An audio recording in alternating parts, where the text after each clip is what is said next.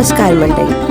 थंडीच्या दिवसात आणि विशेष करून भोगीच्या सणाला बाजरीच्या खिचडीचे खूप महत्त्व आहे. बाजरी ही शरीराला आतून गरम ठेवते, त्याचा थंडीमध्ये आपल्याला खूप फायदा होतो. सो आज आपण बघूया अगदी पारंपरिक आणि सोप्या पद्धतीने शेंगा भाज्या वापरून चविष्ट आणि मऊ मस्त खिचडी कशी विथ मी आणि आई.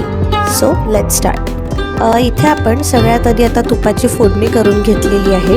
मोहरी, जिरे, हिंग, कढीपत्ता आणि मिरच्या टाकून, आणि त्यानंतर आपल्याला त्यामध्ये कांदा टाकून तो छान परतून घ्यायचा आहे.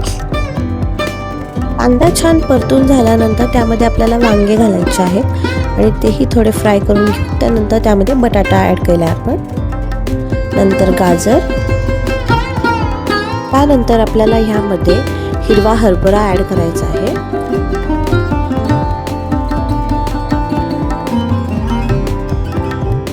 आणि आता आपण ह्यामध्ये कट केलेली काकडी घालणार आहोत.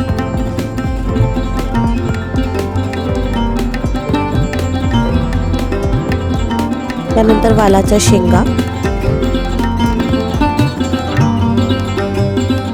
हिरवे बटाणे, टोमॅटो हे सगळं घालून आता आपल्याला छान प्रकारे मिक्स करून घ्यायचं आहे. बघा हे किती कलरफुल दिसते आपली खिचडी.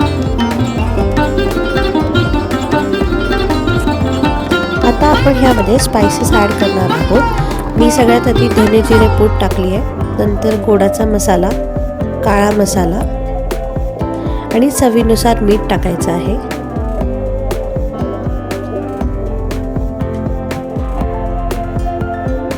And again mix.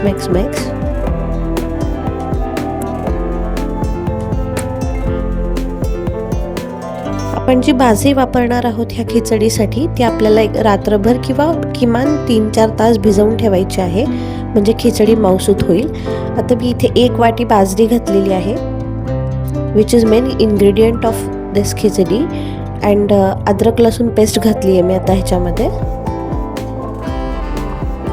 आणि छान बाइंडिंग येण्यासाठी मुगाची डाळ आणि थोडे तांदूळ वापरलेले आहेत, आणि तीळ.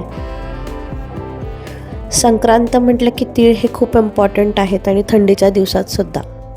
तुम्ही तीळ फोडणी करतानाही त्यामध्ये घालू शकतात, तेही छान लागतात. आता हे सगळं मिक्स करून घेऊन आपण थोडं शिजू द्यायचं आहे, आणि त्यानंतर आपण आपल्या कुकरचं झाकण लावणार आहोत.